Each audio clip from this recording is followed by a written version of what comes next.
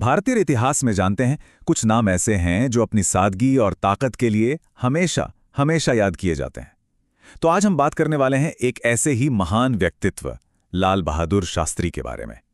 उनके जीवन और उनकी विरासत को थोड़ा और करीब से जानेंगे, क्योंकि उनकी कहानी आज भी हम सबको बहुत इंस्पायर करती है। ये जो शब्द है ना, सादगी, ईमानदारी और देशभक्ति, ये लाल बहादुर शास्त्री के पूरे जीवन का आप कह सकते हैं सार हैं। उनकी कहानी हमें यही तो बताती है कि असली महानता किसी पद या पैसे में नहीं होती, बल्कि वो तो चरित्र में होती है। तो चलिए शुरू करते हैं उनकी कहानी और थोड़ा गहराई से जानते हैं उन्हें। तो हर बड़ी कहानी की एक शुरुआत होती है ना।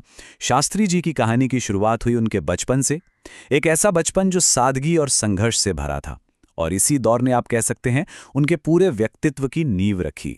तो देखिए, 2 अक्टूबर 1904 को मुगल सराय में उनका जन्म हुआ और उनका जीवन मतलब शुरू से ही संघर्षों से भरा हुआ था।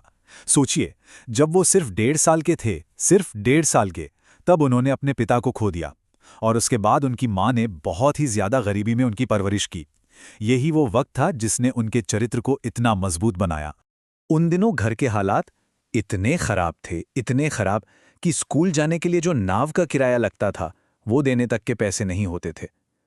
अब जरा सोच कर देखिए, एक बच्चा जो पढ़ना चाहता है और उसके सामने इतनी बड़ी चुनौती है, तो उन्होंने क्या किया? हार मान ली? नहीं, उन्होंने हार नहीं मानी। वो रोज गंगा नदी तैरकर स्कूल जाते थे। ये एक अकेली घटना, आप सोचिए, उनके दृढ़ संकल्प और पढ़ाई के लिए उनकी लगन को बताने के लिए काफी है।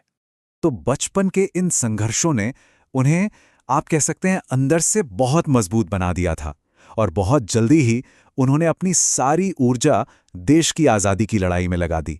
और बस यहीं से उनके जीवन का एक बिल्कुल नया अध्याय शुरू होता है। वैसे एक बड़ी दिलचस्प बात है, क्या आप जानते हैं कि शास्त्री उनका सरनेम नहीं था जन्म से? जी हाँ, ये असल में काशी विद्यापीठ से उन्हें मिली एक उपाधि थी, एक टाइटल जिसका मतलब होता है विद्वान या स्कॉलर। और उन्होंने इसे इतने सम्मान से अपनाया कि ये उनके नाम का हिस्सा ही बन गया और जिंदगी भर उनके ज्ञान और सादगी का प्रतीक रहा। वो महात्मा गांधी से बहुत ज्यादा प्रभावित थे और उन्हीं से प्रेरणा लेकर वो आज़ादी की लड़ाई में पूरी तरह से कूद पड़े। नॉन कॉपरेशन मूवमेंट से लेकर क्विट इंडिया मूवमेंट तक, मतलब हर बड़े आंदोलन में उन्होंने बढ़ चढ़कर हिस्सा लिया और इसके लिए उन्हें कई कई बार जेल भी जाना पड़ा। उनका जो डेडिकेशन था ना, वो सच में अटूट था। अब देखिए, देश आज़ाद हो गया, देश को बनाने का काम शुरू हुआ, और यहीं पर शास्त्री जी का जो असली चरित्र था, उनकी जो ईमानदारी थी, वो एक ऐसी घटना से सबके सामने आई जिसे आज भी याद किया जाता है। उस वक्त वो भारत के रेल मंत्री थे और उनके कार्यकाल में एक बहुत ही दुखद ट्रेन दुर्घटना हो गई। अब इसके बाद उन्होंने जो किया, वो इंडियन पॉलिटिक्स में शायद ही किसी ने पहले किया हो।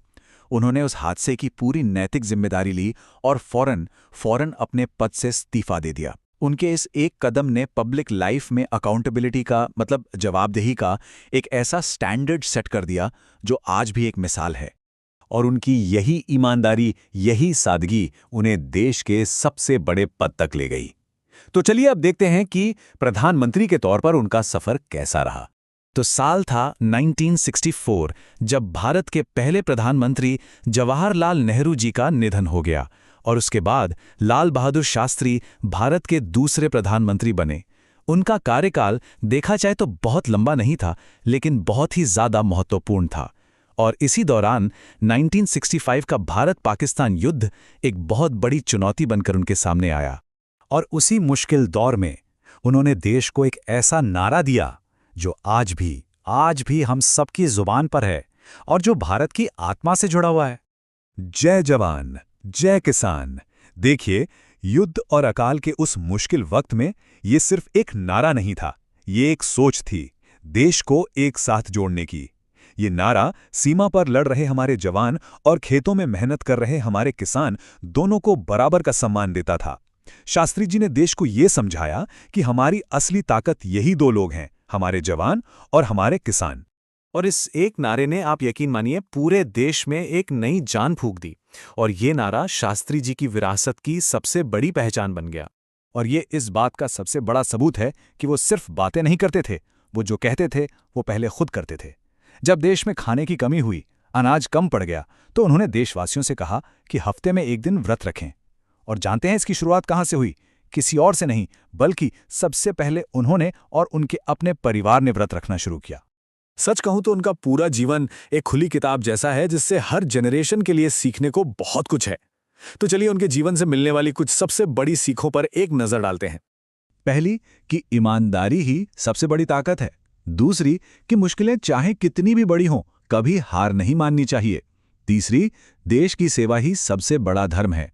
और चौथी, और शायद सबसे जरूरी, कि असली महानता सादगी में ही छिपी होती है। यही वो उसूल थे जिन पर उन्होंने अपनी पूरी जिंदगी जी।